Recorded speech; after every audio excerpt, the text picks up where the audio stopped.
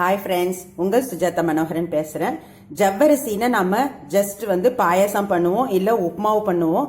இது ரொம்ப அருமையான ஒரு டிஃபன் ஃப்ரெண்ட்ஸ். இட்லி செஞ்சுருக்கேன், நல்ல சாஃப்டாக அருமையாக இருக்கும். பாருங்கள், ஸ்பாஞ்சாட்டம் நல்லா இருக்கும். எல்லாருமே விரும்பி சாப்பிடுவாங்க. இதுக்கு டைமும் ரொம்ப செலவு பண்ண வேண்டியதில்லை.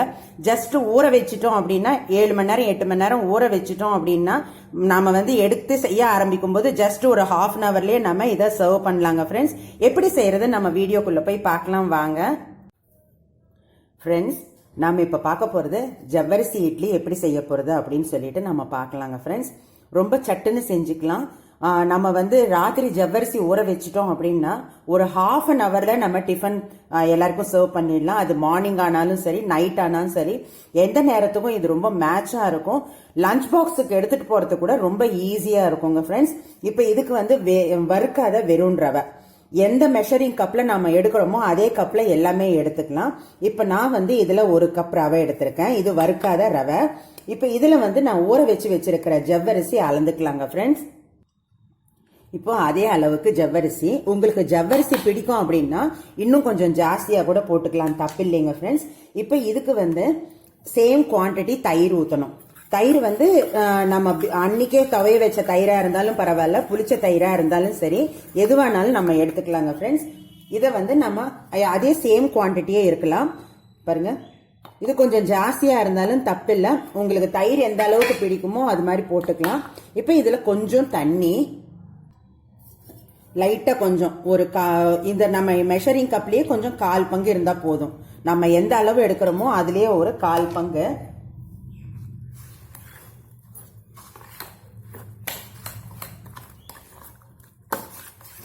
இப்ப இந்த அளவுக்கு கெட்டியா இருந்தா ஓகேங்க ஃப்ரெண்ட்ஸ். நம்ம வைக்கும் போது எந்த அளவுக்கு இருக்கோ அதை பார்த்து நம்ம சரி பண்ணிக்கலாம். இப்ப இதுல சால்ட், தேவையான அளவு சால்ட்,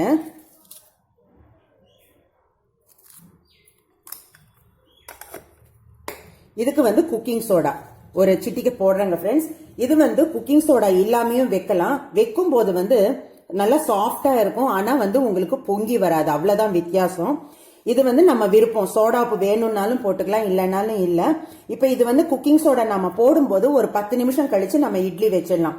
இது கொஞ்சம் எல்லாரோட எல்லாம் சேர்ற வரைக்கும் ஒரு 10 நிமிஷம் விட்டா போதும். 5 to 10 நிமிஷம் போட்டா போதும்.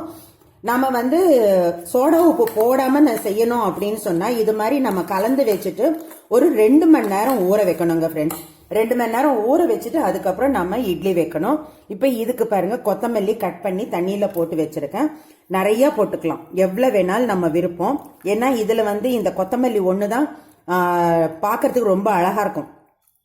பச்சை மிளகாலாம் வேண்டியது இல்லைங்க ஃப்ரெண்ட்ஸ். ஏன்னா பச்சை மிளகாலாம் போட்டோம்னா நார்மல் ரவா இட்லி ஆட்டம் தான் இருக்கும்.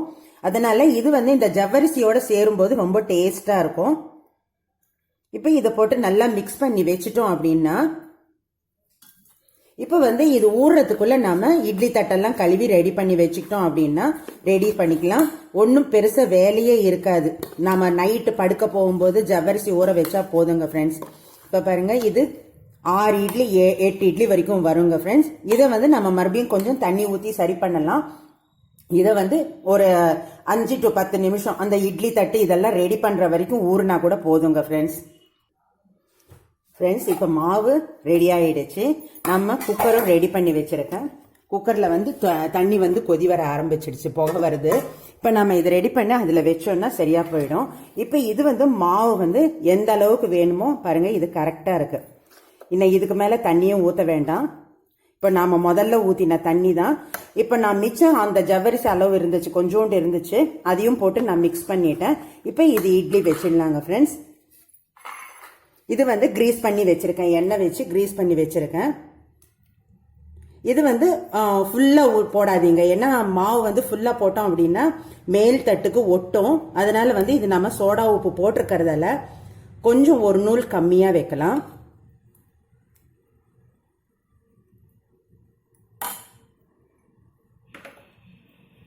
இப்ப பாருங்க ஃப்ரெண்ட்ஸ், 9 இட்லி வந்திருக்கு, அளவு 9 இட்லி வந்திருக்கு. இப்ப தண்ணி கொதி வந்துடுச்சு, உள்ள வச்சிடலாம். நம்ம ஒண்ணுக்கு ஒண்ணு இடிக்காம வைங்க.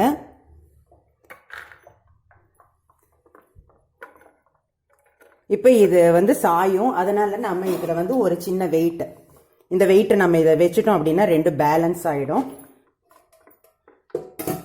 இப்போ நம்ம இது வந்து ஸ்டீம் வந்த அப்புறம் 8 to 10 நிமிஷம் வரைக்கும் வேக வைக்கலாங்க ஃப்ரெண்ட்ஸ். இது வெந்த அப்புறம் நான் உங்களோட கனெக்ட் ஆகிறேன். ஃப்ரெண்ட்ஸ் இப்போ கரெக்டாக 10 நிமிஷம் ஆச்சு. நம்ம திறந்து பார்க்கலாம். பாருங்க நல்லா வெந்திருக்கு. இப்போ நான் வந்து 10 நிமிஷம் எதுக்கு அப்படின்னு சொல்லிட்டு சொல்றேன் பாருங்க. இது வந்து என்னோட இட்லி தட்டு வந்து டெப்த் ஜாஸ்தியா இருக்கு. உங்களுக்கு டெப்த் எந்த அளவுக்கு இருக்கோ அது மாதிரி நீங்க டைமிங் பார்த்து வச்சுக்கோங்க. இப்போ இது வந்து ஒரு 5 minutes ரெஸ்ட் கொடுக்கலாம். அதுக்கப்புறம் நம்ம இதுல இருந்து எடுக்கிறதுக்கு ஈஸியா வருங்க ஃப்ரெண்ட்ஸ். இப்போ நம்ம இட்லியை வந்து பிளேஸ் பண்ணலாம். பாருங்க அருமையா வருது. நாம வந்து சோடா உப்பு கொஞ்சமா போட்டதால இந்த அளவுக்கு இருக்கு. நம்ம கொஞ்சம் தைரியமா இன்னும் கொஞ்சம் ஜாஸ்தி போட்டோம் அப்படின்னா இன்னும் நல்லா வருங்க ஃப்ரெண்ட்ஸ். நல்லா பொங்கும்.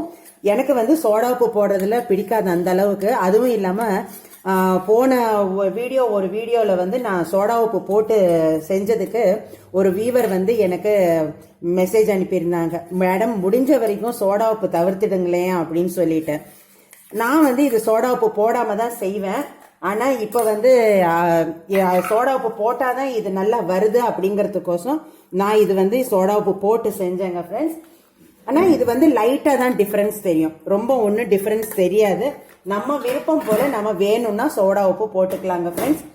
பாருங்க ஒரு அருமையான பிரேக்ஃபாஸ்ட் காலையில ஈஸியா சட்டுன்னு நம்ம செஞ்சுக்கலாம். ரொம்ப ஈஸியா இருக்கும் ஃப்ரெண்ட்ஸ். உங்களுக்கெல்லாம் பிடிச்சிருக்கும்னு நினைக்கிறேன். இது வரைக்கும் சப்ஸ்கிரைப் பண்ணிக்காதவங்க கண்டிப்பா சப்ஸ்கிரைப் பண்ணி பெல் பட்டன் பிரஸ் பண்ணி நோட்டிபிகேஷன் வந்துருச்சான்னு பாத்துக்கோங்க. ரொம்ப ஈஸியான ஒரு டிஃபன் கூட நம்ம ஒரு ½ an hourல ப்ரிப்பேர் பண்ணிக்கலாம். அது மாதிரி ரொம்ப ஜல்தி செஞ்சுக்கலாம். அது மட்டும் இல்லைங்க ஃப்ரெண்ட்ஸ், இந்த இட்லி வந்து இப்போ நமக்கு ஜாஸ்தியா ஆயிடுச்சு அப்படின்னா நம்ம அடுத்த நேரத்துக்கு, அதாவது காலையில செஞ்சுட்டு நைட்டோ இல்ல நைட்டு செஞ்சுட்டு காலையிலயோ இதை வந்து அப்படியே தோசைக்கல்லில் போட்டு டோஸ்ட் பண்ணலாம். ரொம்ப சாஃப்டா நல்லா இருக்கும். நான் சொல்றது சோடாப்பு போடலைன்னாலும் நல்லா இருக்குங்க ஃப்ரெண்ட்ஸ். லைக் பண்ணுங்க, கண்டிப்பா நீங்க எல்லாம் லைக் பண்ணுவீங்கன்னு நினைக்கிறேன். இது வந்து இது வரைக்கும் எந்த டிஃபன் வெரைட்டியும் நிறைய ரிவ்யூஸ் வருது. அதே போல செஞ்சு பார்த்துட்டு உடனுக்குடன் ரொம்ப பேர் எனக்கு இன்ஃபார்ம் பண்றாங்க, நல்லா வந்தது தேங்க்யூ அப்படின்னு சொல்லிட்டு. நீங்களும் அது மாதிரி செஞ்சு பார்த்துட்டு சொல்லுங்க friends. Thank you. This is from Sujatha Manoharan.